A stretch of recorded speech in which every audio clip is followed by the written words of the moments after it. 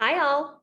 I just got done with a webinar for ATARC, and there's been some tips and tricks that I've been trying to utilize when it comes to my moderating that I really wanted to share with you all because I think they're very relevant to any kind of meeting or speaking opportunity, whether it be in person, but especially virtual, since that's what a lot of us are doing nowadays. So the first tip or trick is to what I just did, welcome everyone with your hands, as well as a big, genuine smile that uses your eyes. So if you have eye crinkles and your smile is big enough, then you're doing it right. Your hands offer the opportunity for people to feel like they can trust you and also that you're warm and you're ready to engage with them, which in turn makes them more ready to engage with you. So that is tip number one. Tip number two is to speak on the out breath. So I just recently learned this tip.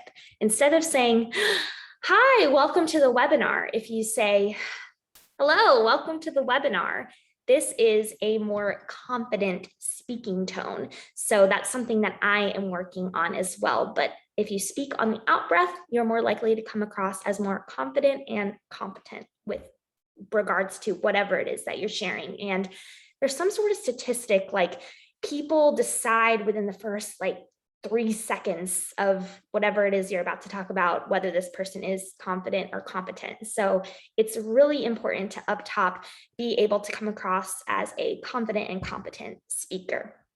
And that's one way to do so. Another thing is similar to what I mentioned before about addressing people with your hands is try and have your hands in the shot as much as possible. So that is a little bit trickier when you're virtual versus in person, because if me and you were in person and I had my hands on the table right here, this would be perfectly fine. You can cross them like this. You could, even if you don't have a desk in front of you, you could put them on your lap like that. But in the virtual world, you just have to be more mindful of, are my hands at all in the shot, or are they down here where no one can see them, or are they like behind my back?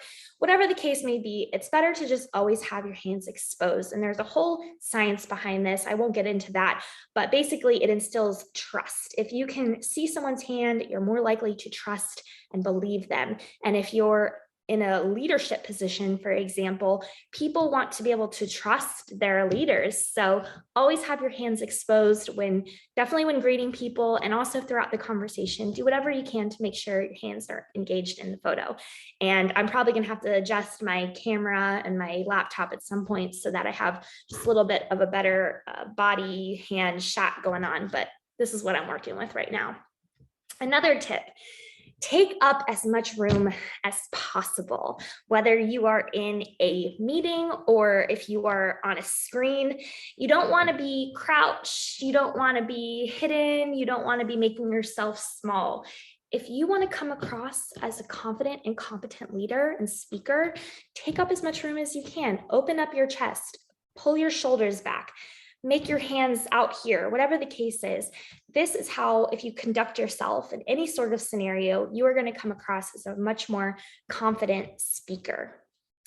Another tip, use warmth by reciting people's names.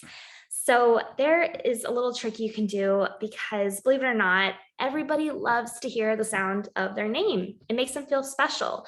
And it's just a really simple thing that you can do, similar to when you meet someone for the first time and you're trying to remember what their name is. So you go, "Hi, I'm Kirsten." And they go, "Hi, I'm Cassidy." And you go, "Oh, hi, Cassidy. It's so nice to meet you." Do the same when you're in a meeting or when you're on camera. Whenever you can say someone's name, like, "Oh, wow, thank you, Brian, for that insight," that is much more appreciated than just not saying their name at all, because now they know, oh, hey, they recognize me. They're giving me that respect where they're saying my name. And now we have more of a connection. So whenever you can, say people's names. Another tip that I have, oh, this one is so hard. Don't say or filler words. So I'm trying to get better about that. I say all the time. I said it earlier in the speech, and saying like and things of that nature.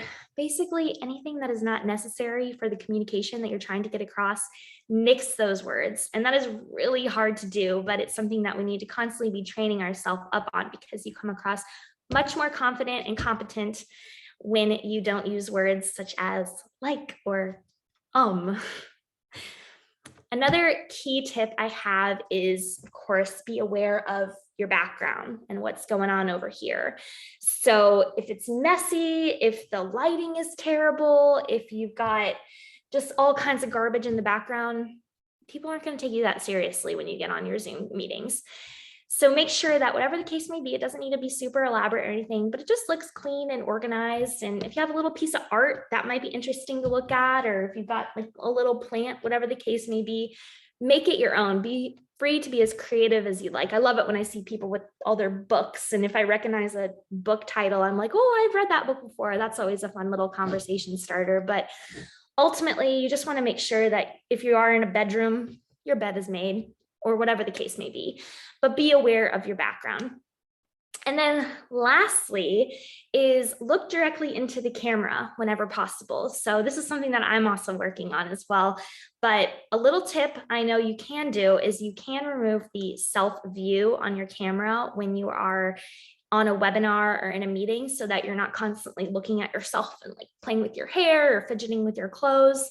But beyond that, because we do not have the opportunity when we're virtual to give eye contact to the person that we're addressing, it is super, super important that you utilize the camera on your screen and you're not talking over here to your monitor and you're not looking down here because it looks like you're not paying attention to whatever this person is saying. If you want to give people the respect that they deserve so that you can in turn get the respect that you deserve, give them your full attention by simply looking into the camera whenever possible, joining meetings, being on camera whenever possible. That is how we are going to be the most collaborative that we possibly can be and have the best work from home lifestyle that we can possibly have. So I hope that these tips are helpful. They've certainly been helpful to me, and I look forward to hearing any feedback that you guys have for me on this video. So I'm going to be adding it to my YouTube page where it'll be stored in case you ever want to refer back to this content. But thanks for watching and